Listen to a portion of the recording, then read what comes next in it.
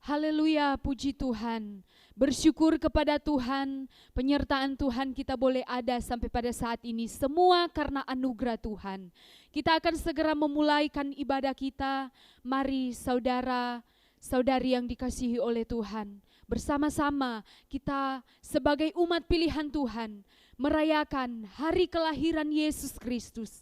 Mari kita menyanyikan pujian yang berkata, mulia sembah Raja mulia. Bagi Yesus puji hormat dan kuasa. Haleluya, puji Tuhan. Terima kasih Tuhan. Haleluya. Mulia sembah Raja mulia. Bagi puji hormat dan kuasa.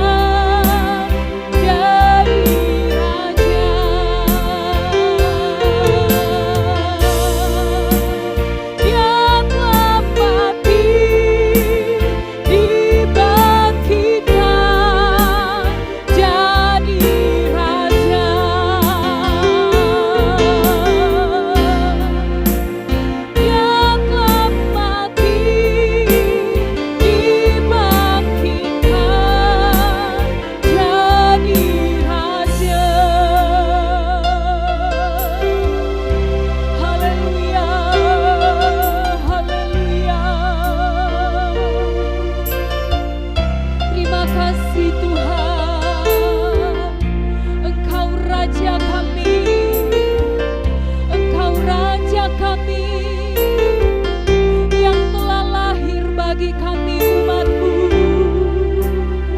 Haleluya, haleluya. Yesus, terima kasih Tuhan, terima kasih, terima kasih Tuhan. Haleluya, haleluya, haleluya, haleluya. Terima kasih Tuhan Yesus. Terima kasih Tuhan, terima kasih. Kami bersyukur kepadamu Tuhan. Pada pagi hari ini kami boleh bersyukur, berterima kasih atas segala anugerah dan kasih-Mu yang begitu nyata dalam kehidupan kami. Pada saat ini Tuhan, kami umat-umat-Mu, jemaat-Mu, GPDI Bethlehem Permata Buana, hari ini kami boleh ya Tuhan beribadah kepadamu. Bahkan kami ya Tuhan boleh beribadah memperingati hari kelahiran-Mu Tuhan. Bersyukur ya Tuhan, jalannya ibadah kami dari awal sampai pada akhirnya kami serahkan ke dalam tangan kasih-Mu. Hanya di dalam nama Tuhan Yesus Kristus kami mau memuji, memuliakan, serta meninggikan nama-Mu. Haleluya. Amin. Puji Tuhan saudara yang dikasihi oleh Tuhan. Bersyukur kepada Tuhan karena Dia telah lahir bagi kehidupan saya dan saudara. Mari kita menyanyikan pujian yang berkata, selamat selamat datang Yesus Tuhan. Haleluya, puji Tuhan.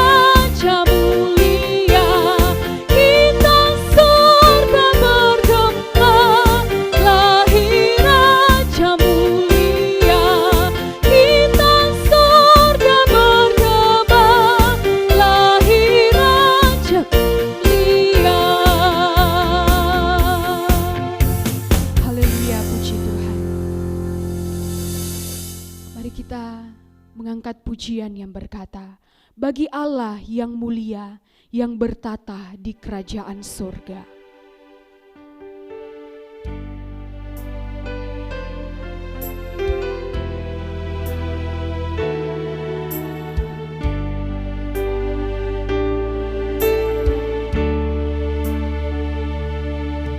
Bagi Allah yang mulia,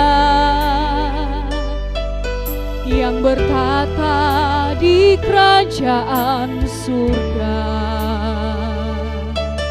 bagi Anak Domba Yesus Kristus Tuhan, Engkau layak disembah. Mari datang kepadanya, sujud di hadapan tatanya. Mari puji Dia, Raja Maha Kuasa, Engkau layak disembah. Haleluya, haleluya, terpujilah nama-Mu. Segala puji dan hormat, kemuliaan dan kuasa bagi Dia selama-lamanya.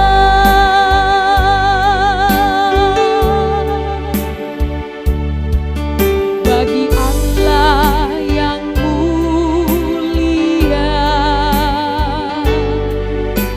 dan kuitaan kerajaan surga. Bagi Anak Domba Yesus Kristus Tuhan, Engkau layak disembah. Mari datang kepadanya, sujud di hadapan tatanya. Mari puji Dia, Raja Maha Kuasa, Engkau layak disembah. Haleluya, haleluya, terpujilah nama-Mu. Segala puji dan hormat, kemuliaan dan kuasa bagi Dia selama-lamanya. Haleluya, haleluya, terpujilah nama-Mu. Segala puji dan hormat, kemuliaan dan kuasa bagi Dia selama-lamanya.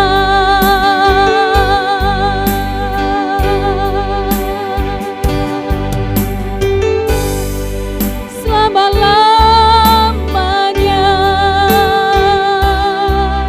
bagi Dia selama-lamanya.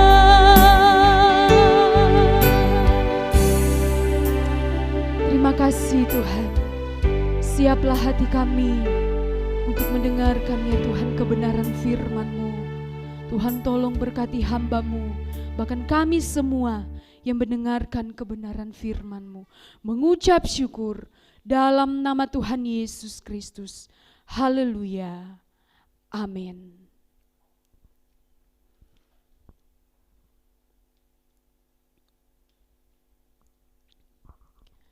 Pada saat ini, bersama-sama kita menyanyikan pujian Malam Kudus Sunyi Senyap.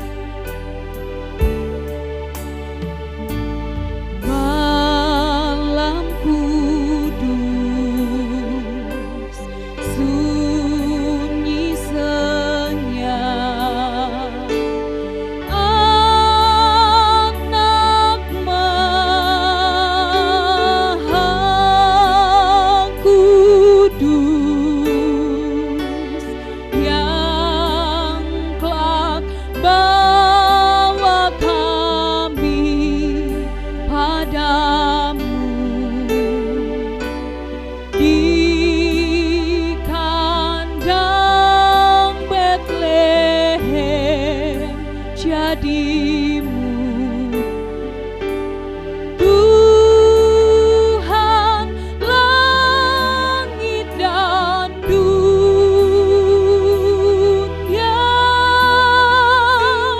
Tuhan dan langit dan dunia.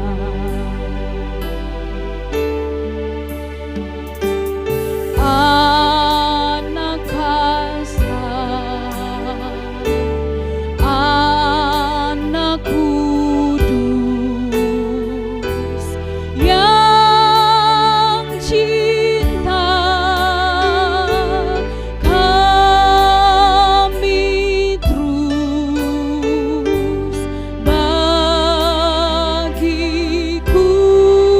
hilanglah hormat-Mu, amat hina tempat tidur-Mu.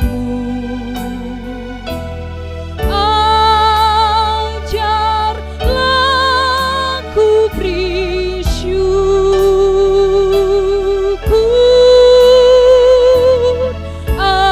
ajarlah ku beri syukur. Malam diam, malam kudus, malam diam, malam kudus, damai telah datang terus di dunia yang hilang dalam gelap.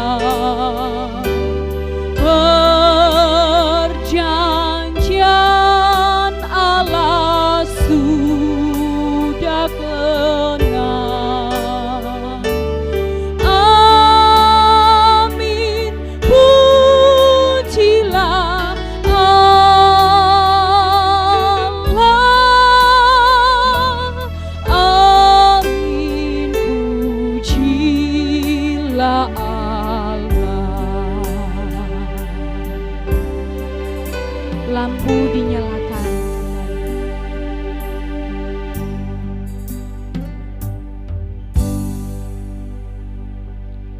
Saat ini kita mendengarkan persembahan pujian dari adik Trisel.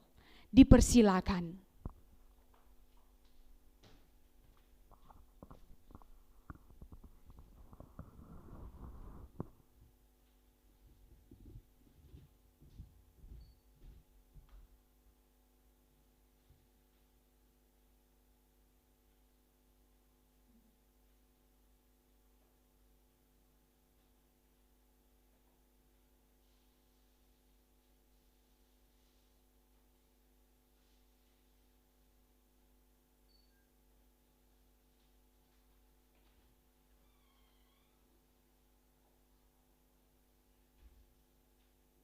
Christmas.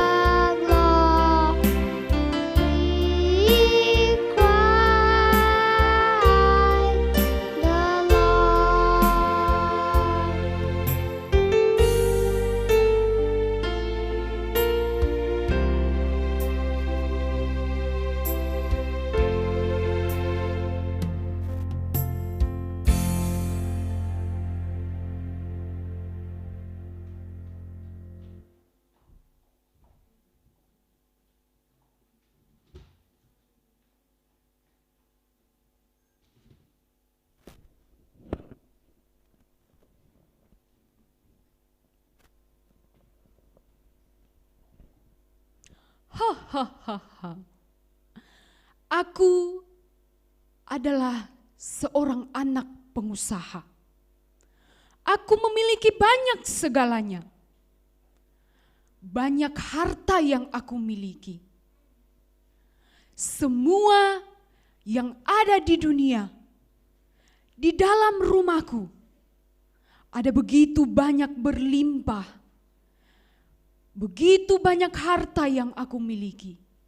Aku bangga mempunyai kedua orang tua yang benar-benar memiliki kecukupan di dalam hidup mereka. Aku bahagia. Aku terlahir dari orang tua yang memiliki harta yang sangat banyak. Bahkan bukan cuman itu. Aku memiliki banyak teman. Aku memiliki banyak sahabat. Wah, sepertinya hidupku bahagia dan akan terus bahagia. Apakah hidupku sama dengan mereka? Apakah hidupku sama dengan orang-orang yang ada di luar sana? Pasti tidak. Sepertinya hanya saya yang memiliki kebahagiaan seperti ini. Aku bebas belanja, aku bebas bersenang-senang dengan teman-temanku. Hari ini adalah hari Natal, senang rasanya. Ada pohon Natal merayakan Yesus yang telah lahir. Tapi kadang aku berpikir, aku seorang pengikut Kristus. Aku tahu bahwa hari ini adalah hari Natal. Aku tahu Yesus telah lahir bagiku, bagi orang banyak, bahkan bagi seluruh dunia. Tapi kenapa hidupku terasa kosong dan hampa? Aku memiliki banyak segalanya. Harta, kekayaan. Aku punya segalanya. Tetapi kenapa hidupku terasa hampa? Seperti ada yang kurang dalam hidupku. Apakah ada yang salah dengan kehidupanku? Apakah hidupku sudah menjadi berkat bagi orang lain? Apakah hidupku di dunia ini ada artinya?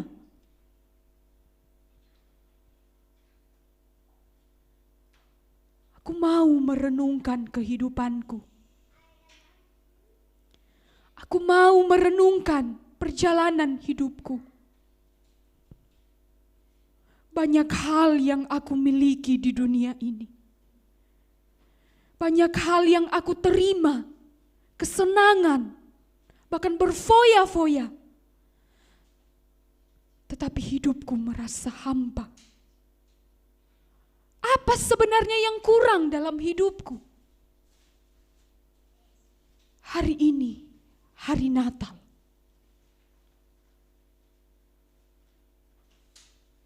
Dia mengingatkanku bahwa dia telah lahir untuk kehidupanku, bahkan untuk keluarga, bahkan untuk semua orang banyak. Aku merenung apa yang terjadi dalam hidupku.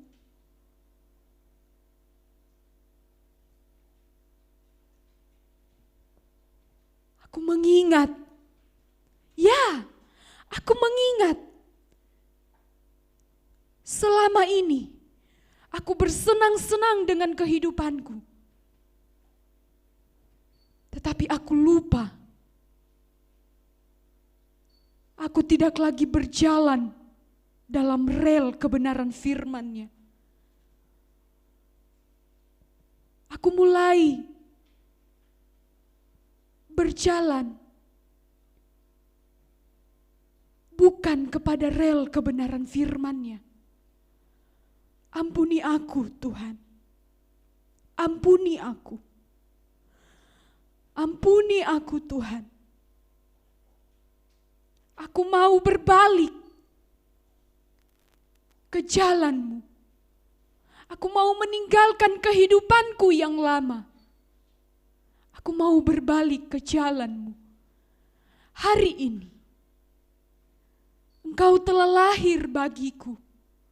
Engkau telah lahir bagi semua orang. Tuhan, ini aku. Aku mau berbalik dan berjalan di jalan-Mu. Ampuni aku Tuhan. Aku mau menjadi berkat bagi orang-orang yang ada di sekitarku. Aku mau menjadi berkat bagi sanak saudara dan keluargaku. Ya, aku mau berbalik kepadamu. Dan aku tetap berpegang kepada kebenaran firman-Mu. Terima kasih Tuhan. Terima kasih.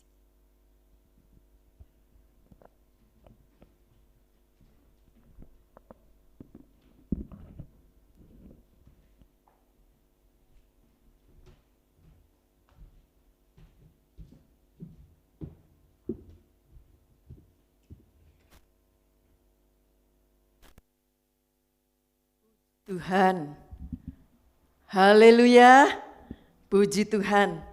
Oleh anugerah Tuhan, pagi hari ini kita boleh merayakan Natal walaupun dengan kesederhanaan karena situasi keadaan yang tidak memungkinkan, tetapi saya bersyukur kepada Tuhan kalau pagi hari ini kita ada bersama-sama boleh merayakan Natal, ya, puji Tuhan, haleluya. Saudara dikasih oleh Tuhan, ada beberapa hal yang perlu kita mengerti kebenaran firman Allah, ya. Seperti tema pagi hari ini yang saya ingin angkat dalam ibadah Natal ini adalah percaya yang hidup itu ada buahnya, ya. Saya ulang, percaya yang hidup itu ada buahnya. Puji Tuhan. Saya ingin mengangkat dari pengalaman ya seorang tokoh di dalam Alkitab atau dalam Alkitab kita akan melihat. Coba kita lihat dulu dalam Matius pasal 9. Matius 9 ayat 9 sampai ayat 13. Matius 9 ayat 9 sampai ayat 13. Ayat 9. Setelah Yesus pergi dari situ, ia melihat seorang yang bernama Matius duduk di rumah cukai. Lalu ia berkata kepadanya, "Ikutlah aku." Maka berdirilah Matius lalu mengikut dia. Ayat 10. Kemudian ketika Yesus makan di rumah Matius, datanglah banyak pemungut cukai dan orang berdosa dan makan bersama-sama dengan dia dan murid-muridnya. Ayat 11. Pada waktu orang Farisi melihat hal itu, berkatalah mereka kepada murid-murid Yesus, "Mengapa gurumu makan bersama-sama dengan pemungut cukai dan orang berdosa?" Yesus mendengarnya dan berkata, "Bukan orang sehat yang memerlukan tabib, tetapi orang sakit. Jadi pergilah dan pelajarilah arti firman ini, yang ku kehendaki ialah belas kasihan dan bukan persembahan, karena aku datang bukan untuk memanggil orang benar, melainkan orang berdosa." Haleluya, puji Tuhan. Tadi kita membaca ya dalam Matius 9 ayat yang ke-9 ya. Bagaimana dikatakan Matius percaya kepada Tuhan Yesus. Waktu Tuhan Yesus melihat Matius di rumah pencukaian, ia memanggil untuk ikut, ya. Dan saudara, perhatikan ayat tadi dikatakan, dan Matius langsung taat dan ikut.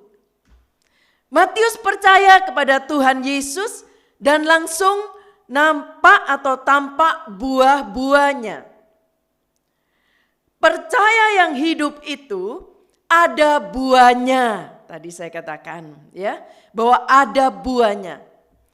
Buah yang nampak atau buah yang tampak adalah, ya, ia langsung percaya dan selamat, ya. Ia langsung percaya dan selamat.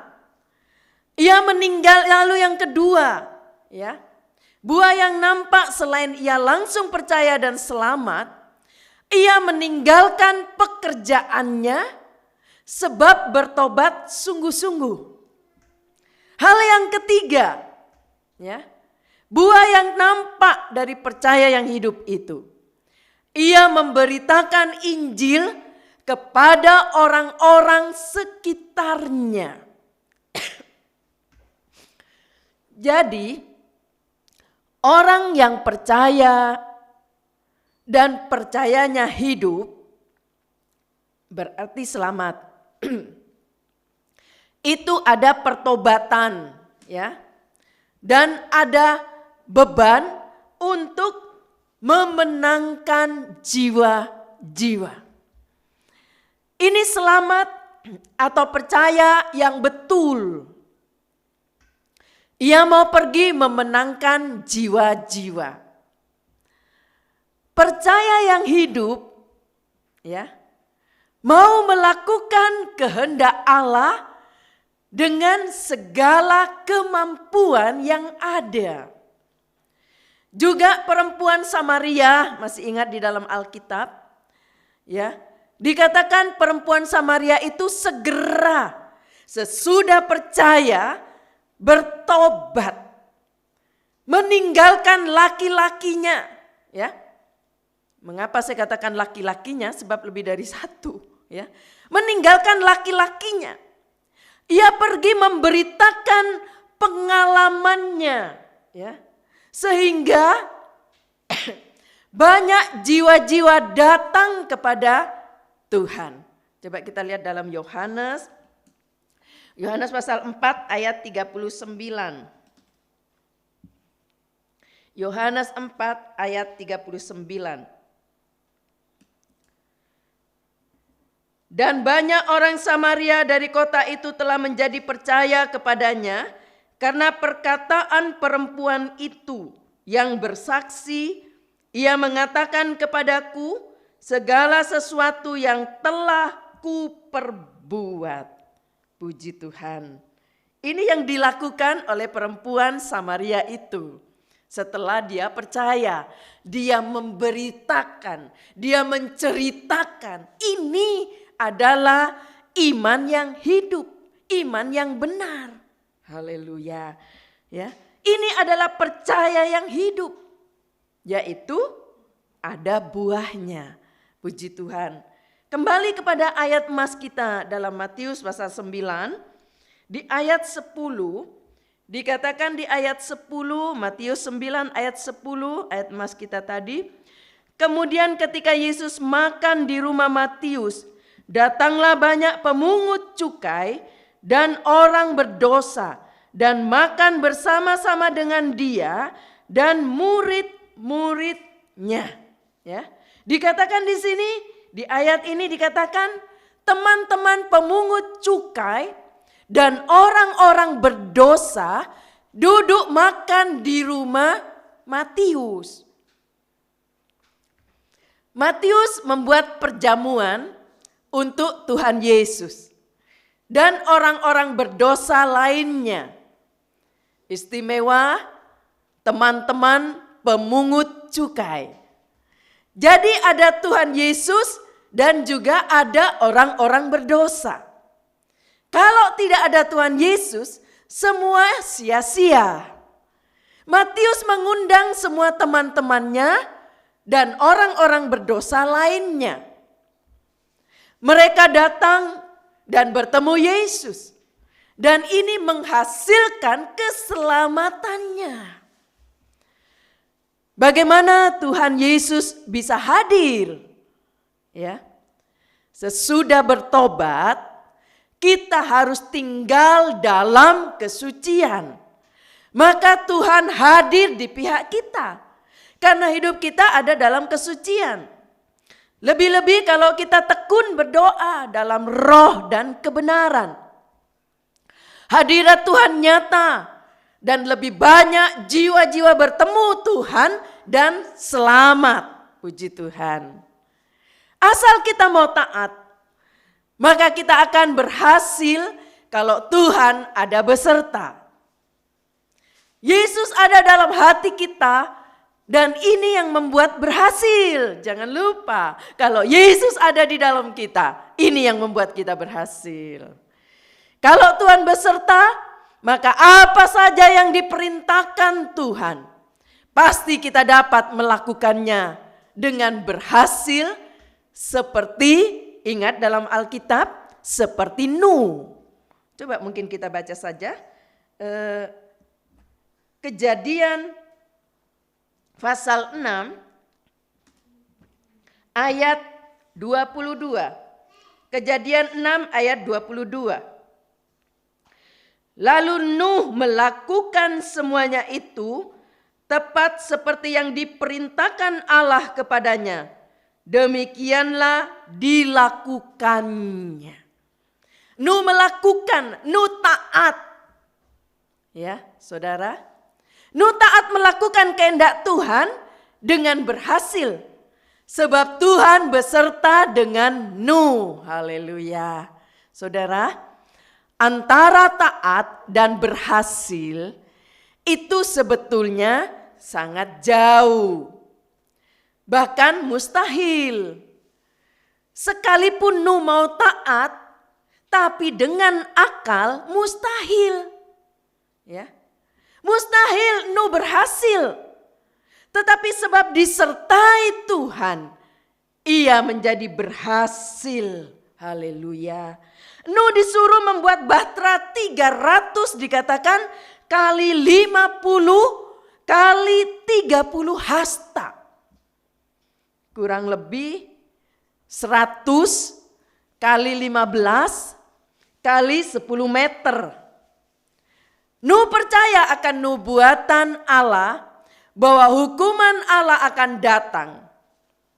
Pada waktu ia disuruh membuat bahtera, ia yakin ya, dan ia mau meskipun itu mustahil baginya.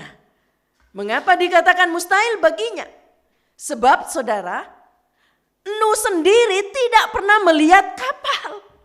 Apalagi pengetahuan membuat kapal. Tidak ada padanya. Selain itu juga mengapa dikatakan mustahil?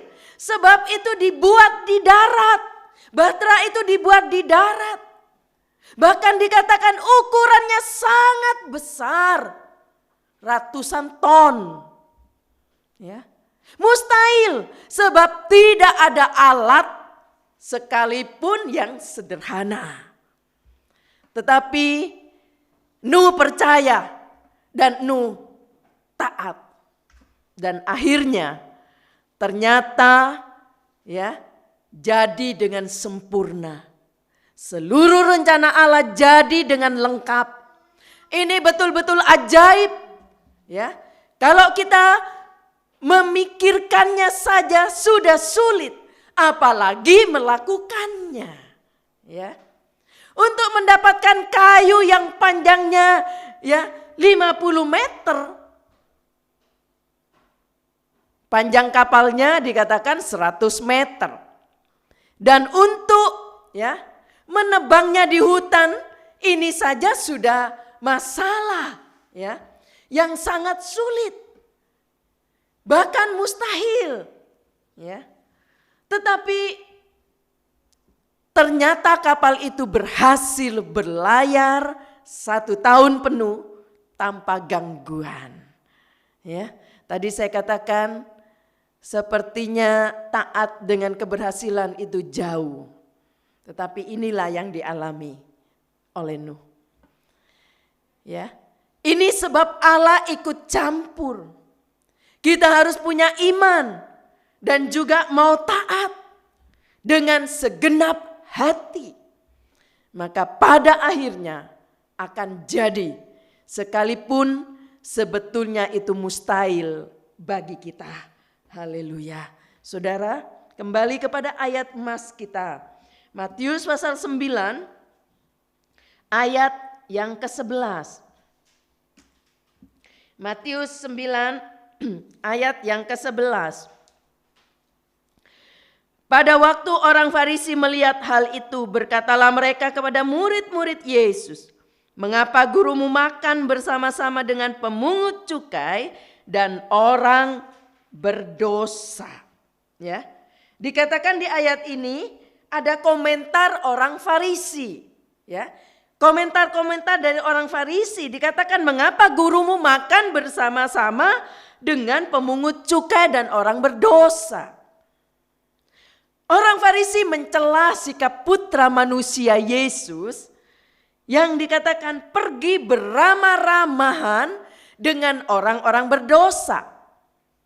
Memang dalam Taurat hal ini dilarang. Tetapi Tuhan Yesus memulai zaman wasiat baru, yaitu hukum-hukum firman Tuhan secara rohani. Hukum itu dalam wasiat baru berarti jangan bergaul atau ikut dengan kekafiran. Sebab tabiat kekafiran atau hidup dalam dosa itu menular. Ya. Memang kita harus hati-hati. Sebab firman Allah berkata dalam 1 Korintus pasal 15 ayat 33, kita akan baca 1 Korintus 15 ayat 33. Janganlah kamu sesat, pergaulan yang buruk merusakkan kebiasaan yang baik. Ayat ini berkata, pergaulan yang buruk merusakkan kebiasaan yang baik. Bisa menular tabiat dosa, ya. Tetapi setiap orang beriman diutus ke dalam dunia untuk memperdamaikan orang berdosa dengan Allah. Supaya apa? Supaya selamat. Hari ini kita merayakan Natal. Diingatkan kembali bagaimana Yesus datang ke dunia ini. Tujuannya karena dia memiliki kasih. Dia ingin orang yang berdosa boleh diselamatkan kalau dia percaya kepada Yesus. Sebab semua orang sudah jatuh dalam dosa.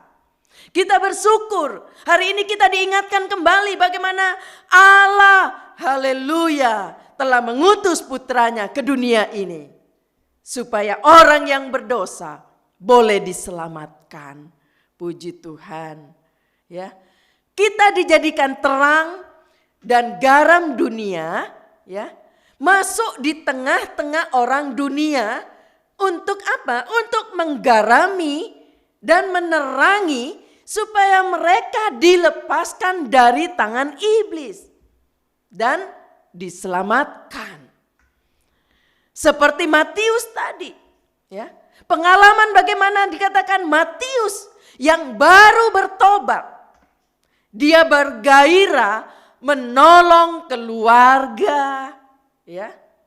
Dan juga menolong sahabat-sahabatnya yang belum kenal kepada Tuhan Yesus, yang hidup dalam dosa, yang masih belum keluar dari lumpur dosa kebinasaan kekal. Matius memiliki hati, bergairah ingin menolong. Tadi saya katakan, inilah percaya yang hidup.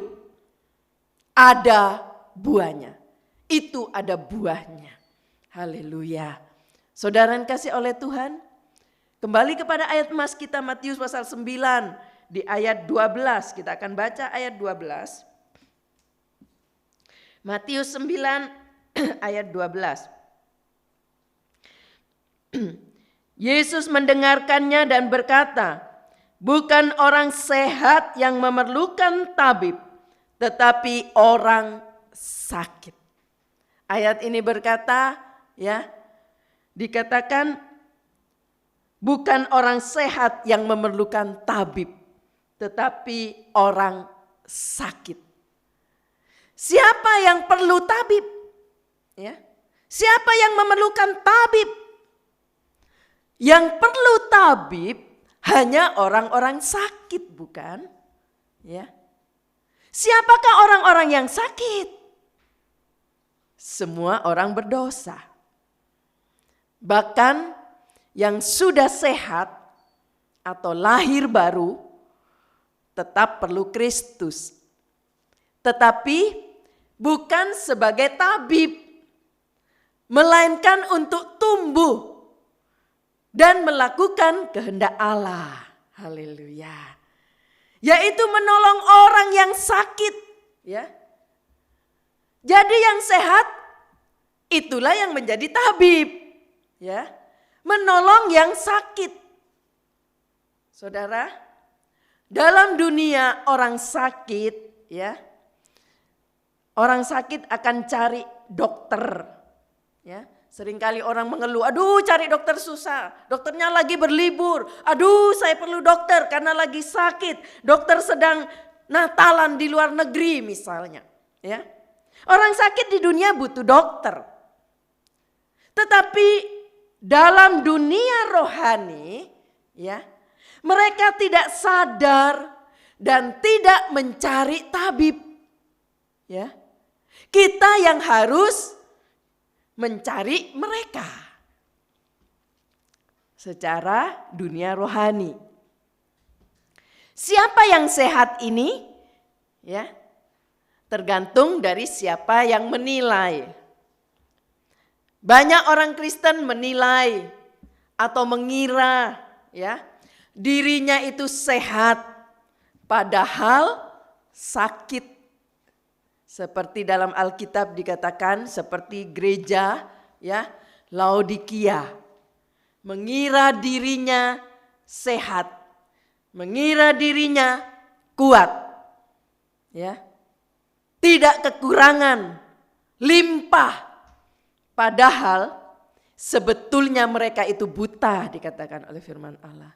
Mereka itu telanjang, mereka itu miskin, mereka itu malang dan tidak terkasihani. Dahsyat. Ya. Dikira sehat tetapi sebetulnya sakit keras. Nah, inilah dunia rohani. Mereka tidak menyadari, mereka tidak mencari tabib, mereka tidak mengira atau tidak sadar, ya, bahwa dia itu butuh tabib. Haleluya, puji Tuhan. Coba kita lihat dalam Wahyu pasal 3 ayat 17.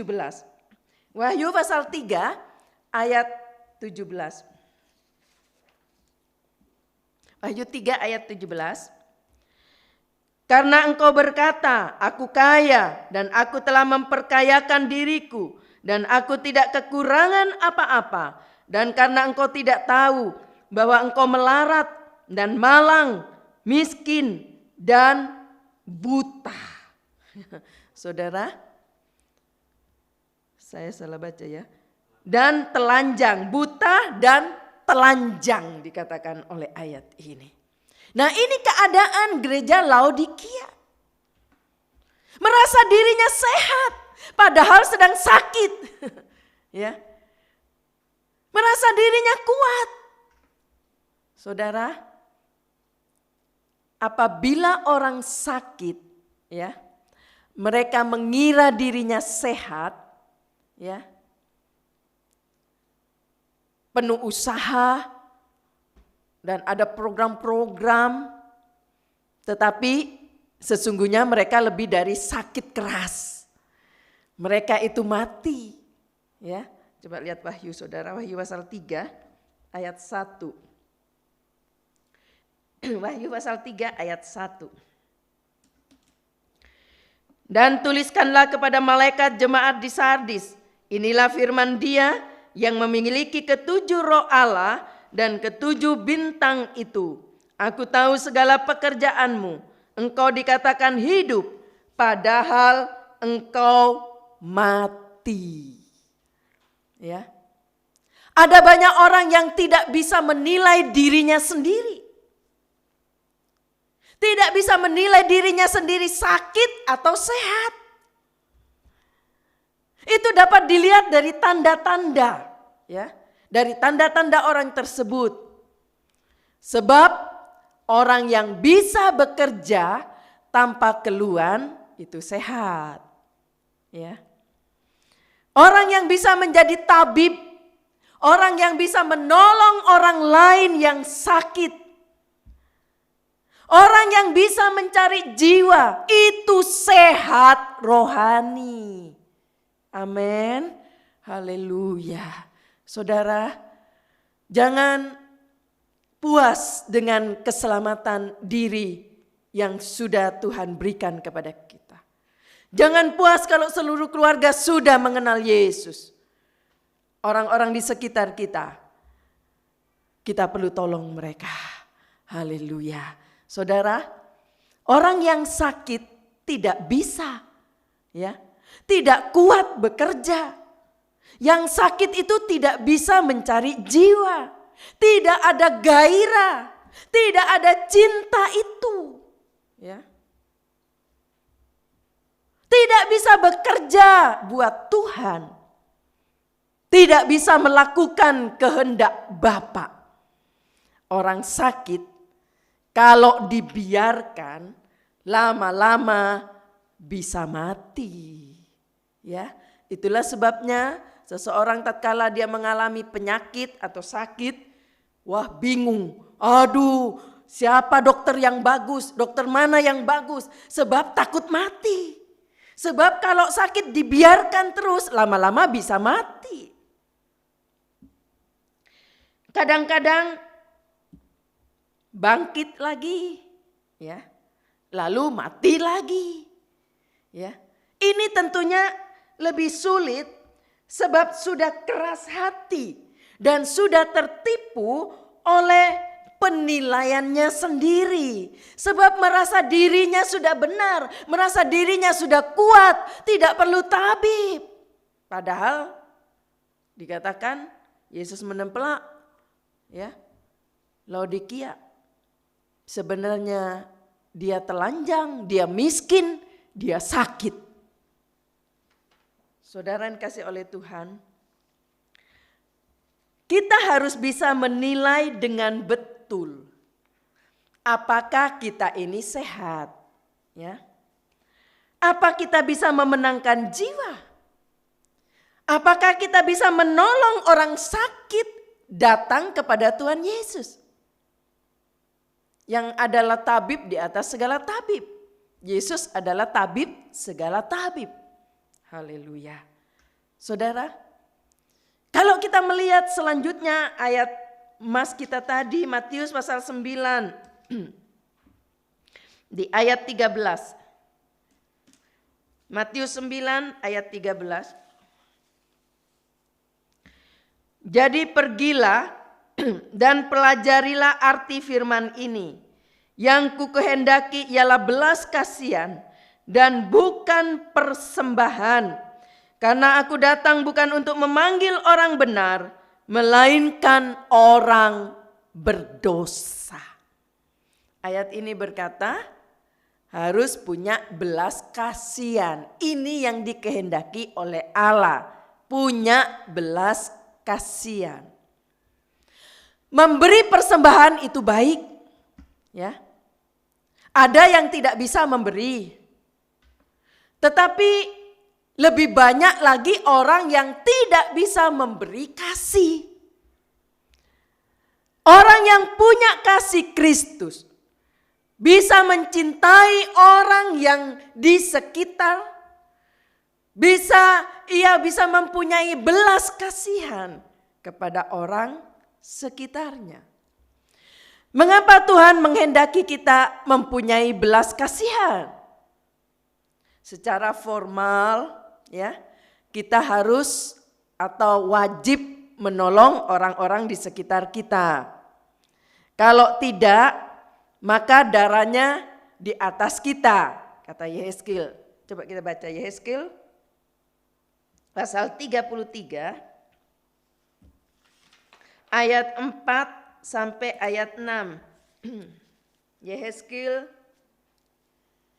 33 ayat 4 sampai ayat 6. Kalau ada seorang yang memang mendengar suara sangkakala itu, tetapi ia tidak mau diperingatkan, sehingga sesudah pedang itu datang, ia dihabiskan, darahnya tertimpa kepadanya sendiri. Ayat 5. Ia mendengar suara sangkakala, tetapi ia tidak mau diperingatkan, darahnya tertimpa kepadanya sendiri. Kalau ia mau diperingatkan, ia menyelamatkan nyawanya. Ayat 6. Sebaliknya penjaga yang melihat pedang itu datang, tetapi tidak meniup sangkakala, dan bangsanya tidak mendapat peringatan, sehingga sesudah pedang itu datang, seorang dari antara mereka dihabiskan. Orang itu dihabiskan dalam kesalahannya, tetapi aku akan menuntut pertanggungan jawab atas nyawanya dari penjaga itu.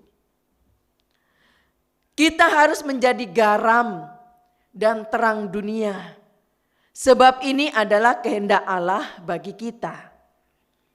Kita harus menggarami dan kita menerangi semua orang sekitar kita. Kita harus takut dan taat, sebab Allah adalah penguasa dunia dan alam besrah. Yang tidak taat bisa dimasukkan dalam neraka yang kekal, sebab ini ada dalam kekuasaan Allah. Jangan lupa, ini ada dalam kekuasaan Allah. Allah menguasai dunia dan juga alam besrah. Sebab itu kita perlu taat dan takut kepada Allah.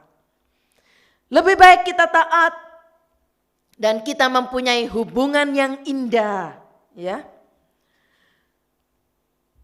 Dan tidak ada gangguan dengan Tuhan. Kuasa Tuhan akan nyata, ya, sepenuhnya atau sepenuh-penuhnya, ya. Mujizat-mujizatnya akan terjadi. Janji-janji Tuhan akan menjadi pengalaman kita. Ya, bahkan seluruh sidang jemaat akan mengalaminya, pengalaman mujizat bersama Tuhan. Haleluya. Kalau secara formil kita sudah mengingatkan orang-orang berdosa itu dan ia tidak mau, maka darahnya di atas kepalanya sendiri, kata Yehezkiel tadi, dan kita bebas. Kita tidak lagi diancam dengan hukuman darahnya. Tetapi kalau seorang mempunyai belas kasihan, seperti seorang ibu pada anaknya, karena belas kasihan, ibu ini tidak mau anaknya masuk neraka. Ia akan mencoba lagi terus, terus menerus dia akan mencoba untuk menghubungi dan mengingatkan anak-anaknya. Bahkan disertai dengan doa, bahkan juga seringkali kita mendengar seorang ibu sampai doa puasa untuk anak-anaknya supaya anak-anaknya bertobat. Dan bahkan mungkin ibu ini mengajak saudara-saudara seiman lainnya, ya, untuk terus merebut dari neraka. Ini karena ada belas kasihan. Tidak rela si anak masuk neraka. Ia berusaha mati-matian, tanpa lelah mungkin. Sebab ada kasih dalam hatinya. Ya, memang tadi dikatakan dalam suratan Yehezkiel, kalau orang itu diperingatkan tidak mau bertobat, tidak mau berubah, maka darahnya tertanggung di atas kepalanya sendiri. Tetapi kalau kita punya belas kasihan, maka kita tidak akan diam terus. Kita akan terus-menerus seperti seorang ibu yang memiliki belas kasihan. Karena memiliki kasih kepada anaknya, dia akan terus mengejar, ya. Jangan sampai anaknya masuk neraka. Meskipun tadi saya katakan secara formil, ya sudah bebas, ya, dari hukuman darahnya. Tidak salah, tetapi sebab ada belas kasihan, ia berusaha terus-menerus merebutnya. Bahkan seringkali sampai mau mati, tetap berusaha, ya, merebutnya. Berapa banyak mungkin tenaga yang dibuang di situ, berapa banyak biaya untuk hal itu. Kadang-kadang juga sampai perasaan juga, kelelahan tubuh dikorbankan di situ demi untuk merebut. Haleluya, puji Tuhan, supaya anaknya tidak masuk dalam neraka. Ini yang dikehendaki Allah dalam ayat ini. Betapa senang hati Allah kalau kita mempunyai kasih pada jiwa-jiwa yang terhilang. Istimewa dalam rumah kita dan orang-orang sekitar kita. Sebab itulah kasih Allah dalam hati kita. Haleluya. Kiranya lewat kita merayakan Natal pagi hari ini, kita diingatkan kembali bahwa orang-orang yang percaya atau percaya yang hidup itu ada buahnya. Ada buah yang kita bisa bawa kepada Allah, ya. Kita bisa membawa jiwa-jiwa datang kepada Yesus.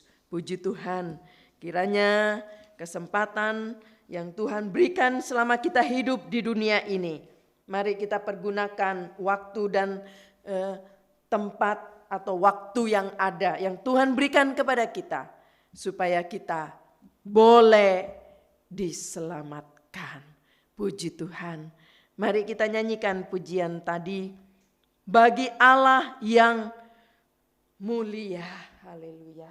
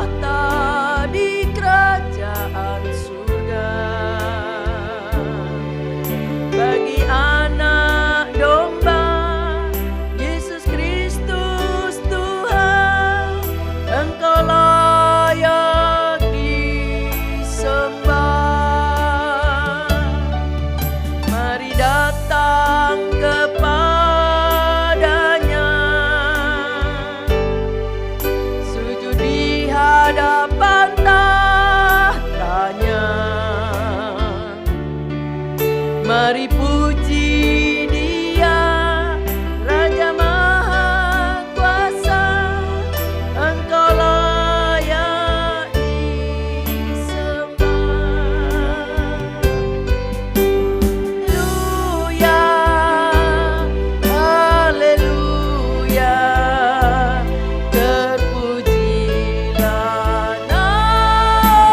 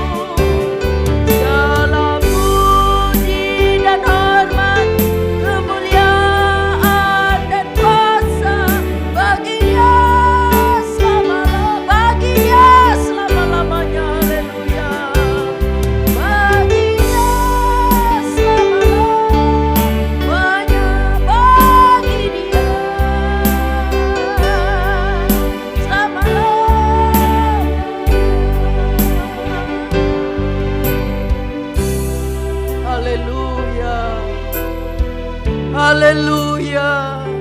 Bagi Engkau segala kemuliaan selama-lamanya. Sebab Engkau Allah yang hidup, Allah yang berkuasa akan dunia ini, Allah yang juga menguasai alam besra. Terima kasih Tuhan.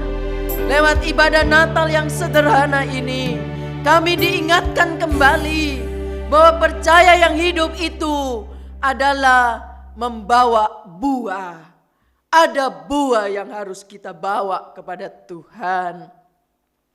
Terima kasih Yesus. Setelah kami percaya kepada Engkau, kami diselamatkan. Dan kami, haleluya, hidup dalam ketaatan.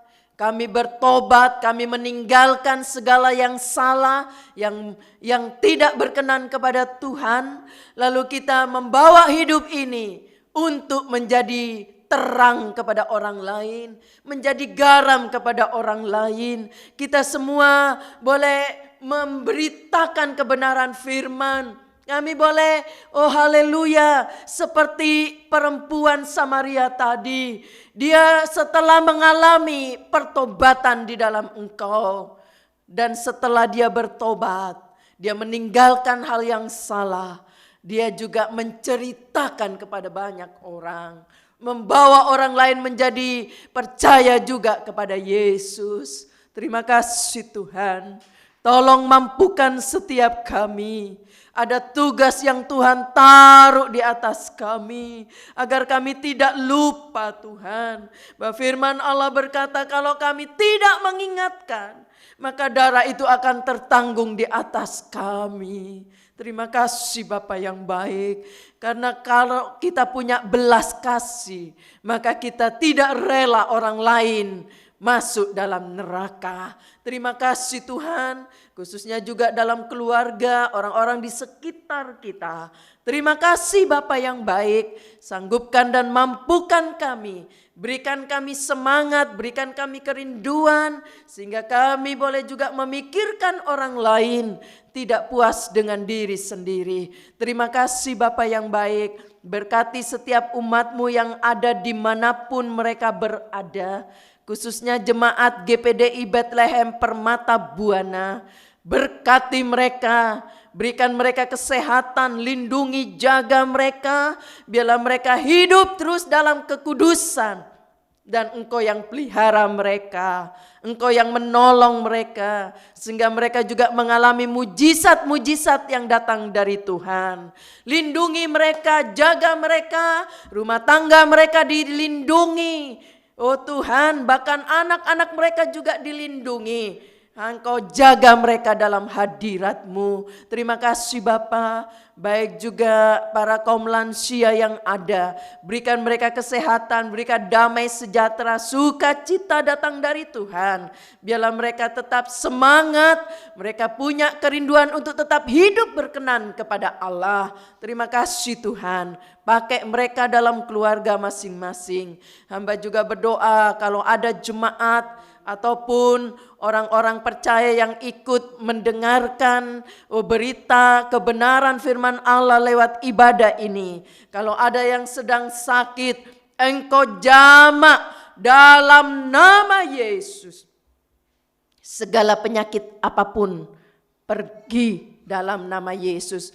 Bahkan mereka-mereka yang sudah terjangkit dengan virus, Tuhan tolong jamak mereka Tuhan di dalam nama Yesus. Kami percaya mujizat masih ada. Engkau membela dan melindungi mereka sehingga mereka semua boleh bebas dari penyakit apapun. Yang kesukaran keuangan, ada gaji-gaji yang sedang dipotong karena situasi keadaan negara kami. Baik juga yang sedang mencari pekerjaan, ada omset-omset yang belum terpenuhi, usaha-usaha yang macet, ada yang memulai usaha baru, ada perintisan-perintisan usaha. Engkau tolong mereka semua di dalam nama Yesus. Yang kesukaran apapun Engkau tolong dalam nama Yesus. Bagi Tuhan tidak ada yang mustahil. Engkau sanggup mengadakan yang tidak ada. Terima kasih Bapa. Kami juga berdoa Tuhan. Kalau ada di antara jemaat yang sedang berulang tahun, baik ulang tahun pernikahan, ulang tahun kelahiran, jagai mereka dalam hadirat Allah, berikan kesehatan, berikan damai sejahtera, bahkan mereka boleh panjang umur di dalam nama Yesus. Dari anak-anak balita yang sudah dilahirkan, anak-anak sekolah minggu, para orang tua mereka, bahkan Tuhan sampai kepada kaum lansia, semua pemuda remaja, Engkau lindungi mereka, jagai mereka, berkati mereka di dalam nama Yesus. Makasih Bapa, hamba juga berdoa Tuhan untuk bangsa dan negara kami. Apapun keadaannya, kami tahu Engkau sanggup menolong. Pulihkan keadaan negara kami Tuhan.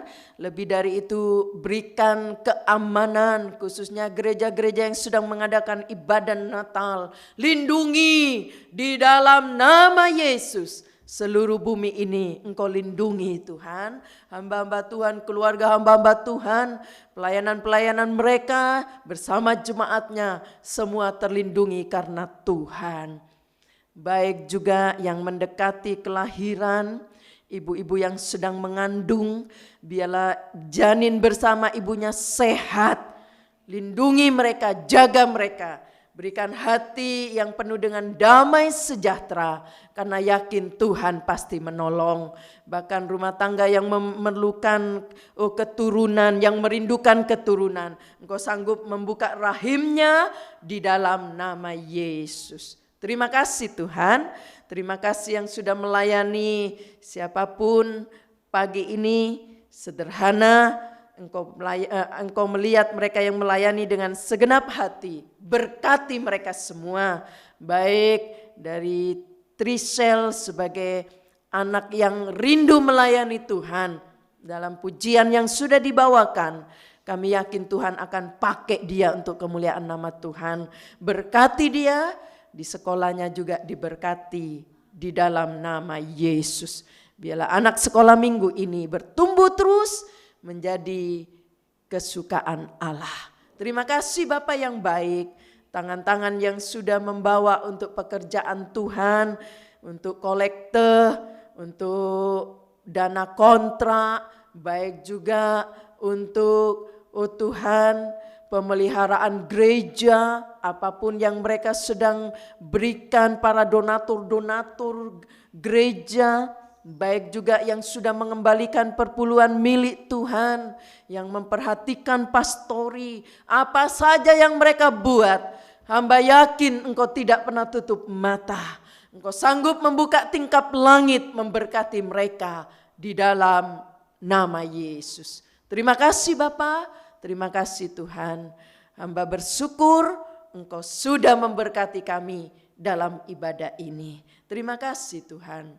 Sekarang saudara-saudara yang kasih oleh Tuhan, terimalah berkat yang datang dari Allah Bapa, kasih sayang dari Yesus sebagai putra Allah yang tunggal, bahkan penyertaan Roh Kudus boleh menyertai kita hari ini sampai selama-lamanya. Di dalam nama Tuhan Yesus Kristus kami sudah berdoa. Haleluya. Amin. Puji Tuhan, selamat pagi dan selamat Natal. Tuhan memberkati.